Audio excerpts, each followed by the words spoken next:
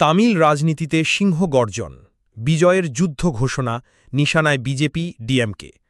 ভারতের প্রধানমন্ত্রী নরেন্দ্র মোদীর দল বিজেপিকে ফ্যাসিবাদী বিজেপি আখ্যা দিয়ে সেই দলের বিরুদ্ধে সরাসরি যুদ্ধ ঘোষণা করলেন দক্ষিণী সুপারস্টার ও উদীয়মান রাজনীতিক থালাপতি বিজয়।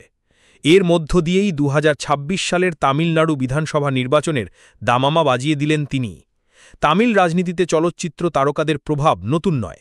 এনটি রামা রাও, এমজি রামাচন্দ্রন, জয়ললিতা কিংবা কমল হাসানের পর এবার ভোটের ময়দানে নিজের শক্তি নিয়ে নামলেন থালাপতি বিজয়। বৃহস্পতিবার ২১শে আগস্ট মাদুরাইয়ের পাড়াপতিতে তার দল তামিলাগা ভেত্রী কাজাগামের দ্বিতীয় রাজ্য সম্মেলনে হাজার হাজার সমর্থকের সামনে বিজয় ঘোষণা করেন। ২০২৬ সালের নির্বাচন তিনি একাই লড়বেন, কারোর সঙ্গে জোট নয়।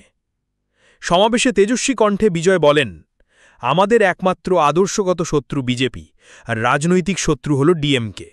টিভিকে কাউকে ভয় পায় না, কোনো আন্ডারগ্রাউন্ড শক্তির কাছে মাথা নত পড়ে না। পুরো তামিলনাড়ুর শক্তি আমাদের সঙ্গে আছে। আসুন আমরা ফ্যাসিবাদী বিজেপি ও বিষাক্ত ডিএমকের বিরুদ্ধে যুদ্ধ ঘোষণা করি।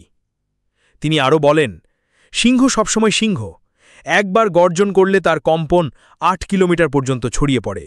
জঙ্গলে অনেক শেয়াল থাকে, কিন্তু রাজা থাকে না একজনই, সিংহ। আর সিংহ জানে কিভাবে টিকে থাকতে হয়। বিজয়ের বক্তব্যে প্রধানমন্ত্রী নরেন্দ্র মোদী ও বিজেপিকেও কড়া সমালোচনার মুখে পড়তে হয়। তিনি বলেন, আপনারা হয়তো ভাবছেন ২০২৯ সাল পর্যন্ত আপনার যাত্রা সহজ হবে, কিন্তু মনে রাখবেন, যেমন পদ্মপাতায় জল টেকে না, তেমন তামিলরা কখনও বিজেপির সঙ্গে থাকবে না।